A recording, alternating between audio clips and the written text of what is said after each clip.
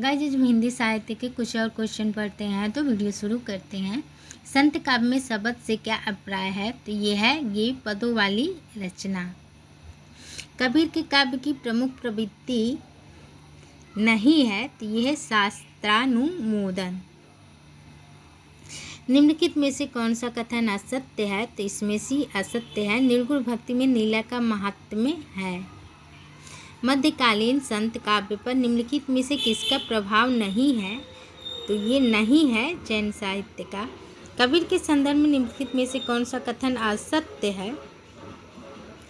तो ये असत्य है काव्य रचना कबीर का प्रथम लक्ष्य था, ये असत्य है। संत काव्य के संदर्भ में कौन सा कथन गलत है? तो ये संत काव्य में शास्त्रीय ज्ञान को परम आवश्यक माना गया है, ये गलत है। पार ब्रह्मा के तेज का कैसा है उन्मान, कहिबे को शोभा नहीं देखा ही परमान। शरीर में संकलित उक्त काव्य पंक्तियाँ किस कवि की हैं? तो ये है कबीर की। दादू दयाल का जन्म कहाँ हुआ था? तो दादू दयाल का जन्म अहमदाबाद में हुआ था। साधना के 3 अवयव बताए गए हैं, कर्म, ज्ञान और भक्ति।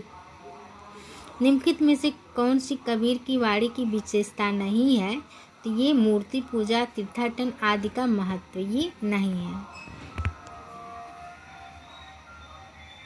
कबीर ने अपने निगूढ़ पंथ में वह कौन सा तत्व शामिल किया जिसका नाथ पंथ में अभाव था? तो ये भारतीय वेदांत और सूफियों का प्रेम तत्व। निम्नलिखित में से कौन सा कथन कबीर के संबंध में उचित नहीं है? उचित नहीं है तो ये है उनके राम वैष्णव के राम ही थे, ये उचित नहीं है। निम्नलिखित में से कौन सी नानक की रचना नहीं है? तो ये सिद्धांत पंचमात्रा नानक की रचना नहीं है। रैदास के पद किस धार्मिक ग्रंथ से में संकलित है? तो ये है आदि गुरु ग्रंथ साहिब। बीजक किसनी रचनाओं का संग्रह है? तो ये है कबीरदास जी के।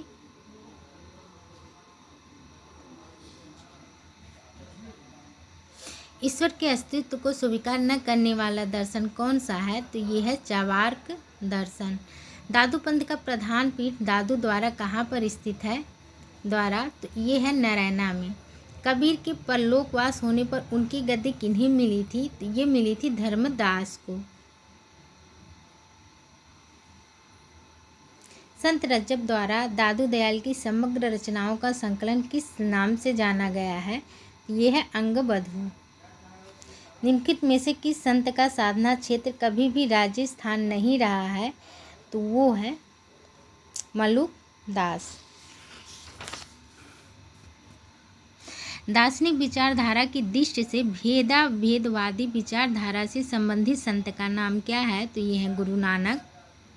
निम्नलिखित में से कौन सा संत रामानंद का शिष्य नहीं है? तो ये है धर्मदास। कबीरदास के काव्य में विद्यमान भावात्मक रहस्यवाद की झलक का कारण है? तो ये है सूफी सत्संग का प्रभाव। इनमें संत कबीर से संबंधित कौन सा कथन सही नहीं है? तो ये विभिन्न तीर्थों के प्रति उनके मन में श्रद्धा थी, ये सही नहीं है।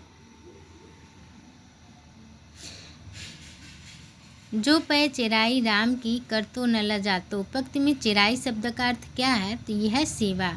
हंस जो रहा शरीर मह पाख जरा गा भाग, इस पंक्ति में हंस का अर्थ क्या है? तो यह है जीव। कस्तूरी कुंडल बसै मृग डिढ़े बनमाए, ऐसे घटी घटी राम है दुनिया देखे नाए। प्रस्तुत पद में है तो अद्वैतवाद। कबीर का हठयोग किस साहित्य से प्रभावित है? तो यह है सिद्ध एवं नाथ साहित्य से। दुर्गा सप्तशती का चंडी चरित्र के नाम से हिंदी में अनुवाद किसने किया था? तो ये किया था गोविंद सिंह ने। निम्नलिखित में से किसे संत कवि नहीं माना जाता है? तो ये ईश्वर दास को नहीं माना जाता। निम्नलिखित में से कौन सी प्रवृत्ति संत काव्य की नहीं है? तो ये है वर्णाश्रम व्यवस्था का समर्थन। पंडित रामचंद्र शुक्ल के अनुसार कबीरदास जी का जन्म कब माना जाता है? तो ये विक्रम संवत 1456 में। कबीरदास की वाणी का संग्रह किसने किया था? तो ये किया था धर्मदास ने। निर्गुण संत थे तो ये थे कबीर। जानाशाही से ज्ञानर सही शाखा से संबंधित है तो ये है कबीरदास।